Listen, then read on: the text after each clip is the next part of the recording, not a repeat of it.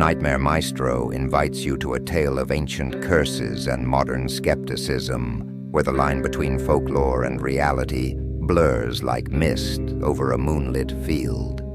In the small town of Harvest Hollow, as the annual pumpkin festival approaches, an old legend stirs, one of a witch's vengeful prophecy and a price paid in blood. Our story begins with Jessica O'Neill, a jaded journalist seeking a scoop, and old Tom, a local guide steeped in superstition. Little do they know, their fates are intertwined with forces beyond their comprehension. Jessica's rental car crawled along the fog-shrouded road leading into Harvest Hollow. The thick mist swallowed the beams of her headlights, creating the unsettling illusion of driving into a void. As she passed the town's welcome sign, a flicker of movement caught her eye. A dark shape darted across the road, gone before she could identify it. Jessica's grip tightened on the steering wheel, her skeptic's mind already conjuring rational explanations. The town square materialized out of the gloom, festooned with orange lights and autumnal decorations. Pumpkins of all sizes adorned every surface, their carved faces leering in the dim light. Jessica parked and stepped out, the damp air clinging to her skin like a funeral shroud, the sound of her car door echoing unnaturally in the empty square. Old Tom was waiting for her, a hunched figure swathed in layers of worn flannel, his rheumy eyes fixed on Jessica with an unnerving intensity. Without a word, he beckoned her to follow, shuffling towards the outskirts of town. As they walked, old Tom's gravelly voice spun tales of the town's dark history, of failed harvests, unexplained disappearances, and a witch's dying curse. Jessica listened with professional detachment, mentally sifting for nuggets of truth amid the supernatural dross. Yet as they approached the vast pumpkin patch on the town's edge, an inexplicable unease settled in her gut. The mist seemed to part before them, revealing row upon row of pumpkins stretching into the darkness. Some bore intricate carvings, symbols that stirred a primal recognition in Jessica's mind. Old Tom's voice dropped to a whisper as he pointed to a clearing in the center of the field. There, barely visible in the gloom, stood a crumbling stone altar. The old man's words sent a chill down Jessica's spine. That's where it all began, and where it'll end, one way or another. The following day dawned bright and clear. The previous night's mist burned away by cheerful autumn sunshine. Jessica strolled through the festival grounds, notepad in hand, observing the quaint small-town atmosphere. Children laughed as they bobbed for apples. The aroma of cinnamon and pumpkin spice wafted from food stalls, and proud farmers displayed their prized gourds. Yet beneath the jovial surface, Jessica sensed an undercurrent of tension. Hushed conversations fell silent as she approached. Worried glances were exchanged when certain names were mentioned. The journalist in her couldn't ignore these subtle signs of a community on edge. Mayor Abernathy, a portly man with a forced smile, gave Jessica a tour of the festival highlights. His cheerful demeanor slipped when she pressed him about the old legends. A flicker of genuine fear crossed his face before he laughed it off, steering the conversation to safer topics. As the day progressed, Jessica interviewed locals, piecing together fragments of the story. A pattern emerged. Every 19 years, at the height of the festival, people would vanish without a trace. The disappearances were always brushed off as runaways or accidents, yet the dates aligned perfectly with the cycle old Tom had mentioned. Jessica's skepticism warred with the mounting evidence. She found herself standing before the town's tiny historical society, housed in a Victorian-era home that had seen better days. Inside, Amidst dusty artifacts and faded photographs, she pored over old newspapers and town records. The deeper she dug, the more unsettling connections she uncovered. A chill ran down her spine as she came across a faded daguerreotype. The image showed a woman being led to the gallows, her face contorted in a mixture of rage and triumph. Scrawled on the back in faded ink were the words, "Elizabeth Blackthorne, the Witch of Harvest Hollow." Jessica's breath caught in her throat as she realized the woman's features bore an uncanny resemblance to her own. As dusk fell, Jessica found herself drawn back to the pumpkin patch. The festivities in town had taken on a feverish quality, as if the entire population was determined to laugh and dance away their growing unease.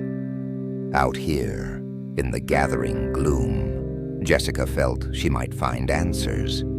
Or perhaps it was something deeper, an inexplicable pull she couldn't explain. The mist had returned, coiling around the pumpkins like possessive fingers. Jessica's flashlight beam cut through the murk, illuminating the strange symbols carved into some of the gourds. With a start, she realized they matched the designs she'd seen in the Historical Society's archives. Sigils associated with Elizabeth Blackthorne's supposed witchcraft. A sound caught her attention, a low, rhythmic chanting carried on the wind. Jessica moved deeper into the field, her heart pounding in her chest. The voices grew louder, and soon she could make out words in a language she didn't recognize. Yet somehow, horrifyingly, she found she could understand their meaning.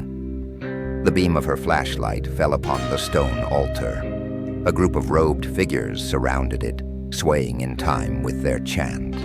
At their center stood old Tom, his eyes gleaming with a fanatic light. "You've come," he intoned, his voice carrying an authority it had lacked before. "The prophecy foretold your return, Elizabeth." Jessica's mind reeled. This had to be some elaborate hoax, a staged performance for her benefit. Yet the weight of the evidence she'd uncovered, combined with the undeniable pull she felt towards this place, left her doubting everything she thought she knew. Old Tom approached, holding out a gnarled hand. "Your blood is the key," he said. "To break the curse or fulfill it, the choice is yours." Jessica stumbled backward, her heel catching on a pumpkin vine. As she fell, her hand brushed against one of the carved pumpkins. A jolt of energy surged through her body, and suddenly memories that were not her own flooded her consciousness. She saw flashes of a life long past, of persecution, of power, of a curse laid upon the land and its people.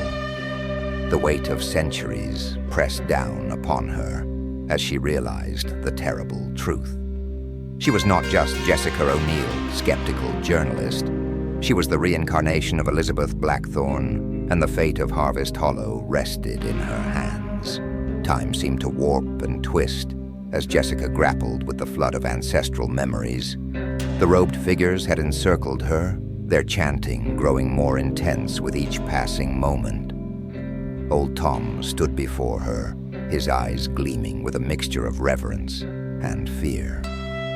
"The stroke of midnight approaches," he intoned. "You must choose, Elizabeth. Will you break the curse and free us all, or will you claim your vengeance and doom us for another cycle?" Jessica's mind raced, trying to separate her own thoughts from the swirling maelstrom of Elizabeth's centuries-old rage and pain. The curse had been born of justified anger, years of persecution, of neighbors turning against her out of fear and ignorance. Yet the price of vengeance had been high, trapping both Elizabeth's spirit and the town in an endless cycle of suffering. The pumpkin patch itself seemed alive now, the carved sigils glowing with an otherworldly light. Jessica could feel the power thrumming through the earth, building towards a terrible climax. She understood now why she had been drawn here, why her blood was the key. The curse could only be broken or fully realized by a descendant of the one who cast it. As if in a dream, Jessica found herself moving towards the stone altar. The robed figures parted before her, their chanting reaching a fever pitch. Old Tom offered her an ancient rusted knife, its blade still stained with the blood of rituals long past. "Your blood will decide our fate," he said, his voice barely audible above the chanting. Jessica's hand closed around the knife's hilt. Elizabeth's memories surged forward, filled with the desire for retribution. It would be so easy to give in, to let the curse run its course and watch as those who had wronged her ancestors suffered. Yet Jessica's own experiences of seeking truth, of uncovering injustice, warred against that impulse. The first tolls of midnight began to ring out from the town's clock tower. Jessica raised the knife, her decision balanced on a knife's edge. In that moment, she saw the faces of the townspeople she had interviewed, their fear, their hope, their humanity. She saw the weight of generations of guilt and suspicion, and understood that the cycle of vengeance had caused nothing but pain.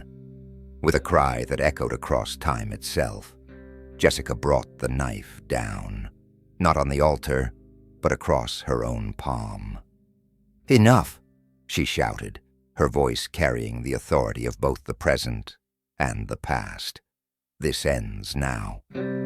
The first tolls of midnight rang out from the town's clock tower. Jessica raised the knife, her decision balanced on a knife's edge. In that moment, she saw the faces of the townspeople she had interviewed, their fear, their hope, their humanity. She saw the weight of generations of guilt and suspicion, and understood that the cycle of vengeance had caused nothing but pain. With a cry that echoed across time itself, Jessica brought the knife down, not on the altar, but across her own palm. "Enough!" she shouted, her voice carrying the authority of both the present and the past. "This ends now." Blood dripped from Jessica's palm onto the stone altar, sizzling as it made contact. The chanting stopped abruptly, replaced by a deafening silence. For a heartbeat, nothing happened. Then the world seemed to exhale. A pulse of energy radiated outward from the altar, rippling through the pumpkin patch. The carved sigils flared brilliantly, their eerie light casting grotesque shadows across the faces of the assembled crowd. The robed figures began to convulse, their bodies twisting in unnatural angles as centuries of pent-up supernatural energy sought release. Jessica watched in horror as the very earth beneath her feet began to undulate, as if alive. Tendrils of mist coalesced into spectral forms, the ghostly visages of Elizabeth Blackthorne's victims, their faces contorted in endless agony. Their wails filled the air, a cacophony of torment that threatened to drive Jessica to the brink of madness. Old Tom fell to his knees, blood trickling from his eyes and ears. "What have you done?" he croaked, his voice barely audible above the supernatural chaos. "You've unleashed them all." As the spectral forces swirled around her, Jessica felt a presence enter her mind. Elizabeth Blackthorne herself, making one last bid for control. Jessica's vision blurred, her sense of self fragmenting as the witch's centuries of hatred and pain threatened to overwhelm her. With the last vestiges of her will, Jessica focused on the faces of the townspeople, on the possibility of breaking the cycle. She pushed back against Elizabeth's influence, her own blood on the altar serving as an anchor to the present. "No more," Jessica growled through gritted teeth. "No more violence, no more vengeance. It ends with me." A final deafening shriek split the air. Whether from Elizabeth's spirit or the collective voices of the town's tormented history, Jessica couldn't tell. There was a blinding flash of light, and then silence. Jessica awoke to the soft beeping of hospital machines, her body aching as if she'd gone 10 rounds with a prize fighter. As her vision cleared, she saw Mayor Abernathy dozing in a chair by her bedside, his face haggard with exhaustion. "Welcome back," a soft voice said. Jessica turned to see a nurse checking her vitals. "You've been out for 3 days. The whole town's been worried sick." As Jessica's strength returned, so did the flood of memories from that night in the pumpkin patch. The horror of what she'd witnessed, the spectral manifestations, the physical toll on the townspeople, the battle for her very soul, left her shaken to her core. In the weeks that followed, as Jessica delved deeper into her investigation, she uncovered layers of history that had been buried beneath years of silence and superstition. The town archives, once jealously guarded, were now open to her scrutiny. But with each new revelation came fresh horrors. She learned of secret covens that had continued Elizabeth's work in the shadows, of dark rituals performed in the depths of the forest. Crime scene photos from the previous disappearances revealed grotesque tableaus, bodies contorted into arcane symbols, their flesh marked with eldritch sigils. Interviews with town elders took on a sinister cast. Some spoke of inherited guilt, their eyes haunted by more than mere regret. Others shared tales of inexplicable occurrences that went beyond simple superstition. Livestock born with extra limbs, crops that bled when harvested, children who spoke in tongues before vanishing without a trace.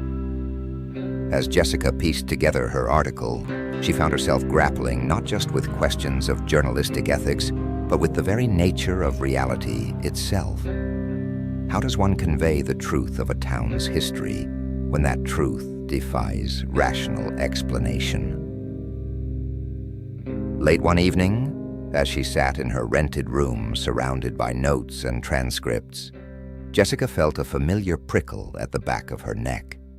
In her laptop screen, she saw a reflection, a woman in old-fashioned dress, with eyes that mirrored her own. But this time, when Jessica turned, the figure remained.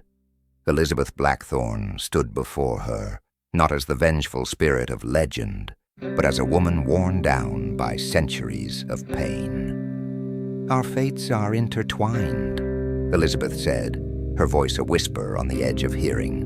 "The curse is broken, but its echoes remain. You must finish what I could not."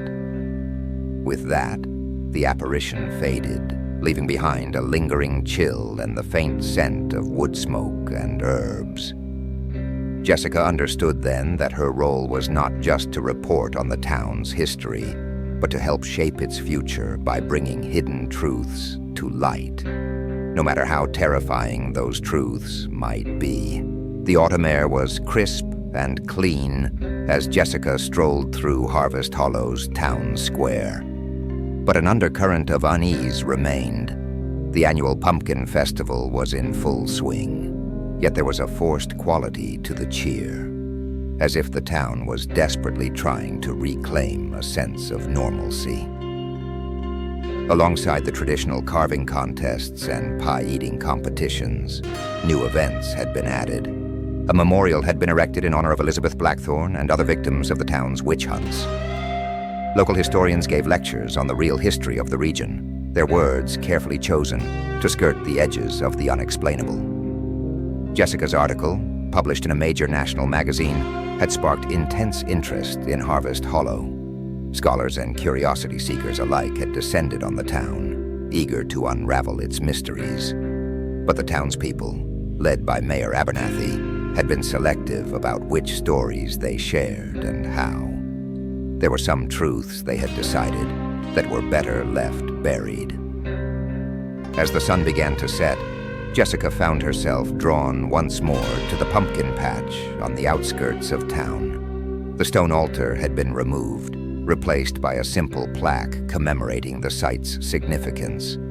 But as she approached, Jessica's blood ran cold. Carved into the plaque's surface was a familiar sigil, one she had seen in Elizabeth's memories, a symbol of power and warning. Old Tom stood nearby, his eyes clear but haunted. "I've lived with the burden of knowing for so long," he said as Jessica approached, "keeping the old ways, preparing for your return. Now, for the first time in my life, I feel truly free." He turned to her, his expression a mixture of gratitude and fear. "But freedom comes with its own price, doesn't it?"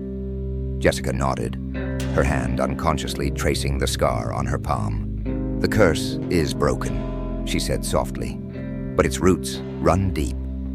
We've opened a door, Tom. What comes through it now is up to us."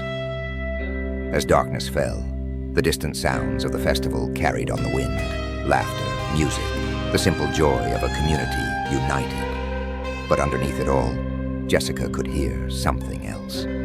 A whisper just below the threshold of hearing, a promise and a warning intertwined. She breathed deeply, taking in the earthy scent of ripe pumpkins and fallen leaves, but underneath was a hint of something else. Wood smoke and herbs, the lingering presence of a power older than the town itself. Jessica had come to Harvest Hollow, seeking a story, and found instead a profound lesson in the power of confronting the past and choosing a different path. But she also understood now that some choices, once made, can never be undone. It is the shiver of recognition, of understanding that the true horrors of history are not found in ghostly apparitions or supernatural curses, but in the choices we make and the stories we tell ourselves. As the last echoes of the tale dissipate, one question lingers. What ancient wounds fester beneath the surface of your own hometown, waiting for the courage to be exposed to the light of day? And if you dare to look, are you prepared for what you might find? Subscribe for more chilling tales from the Nightmare Maestro.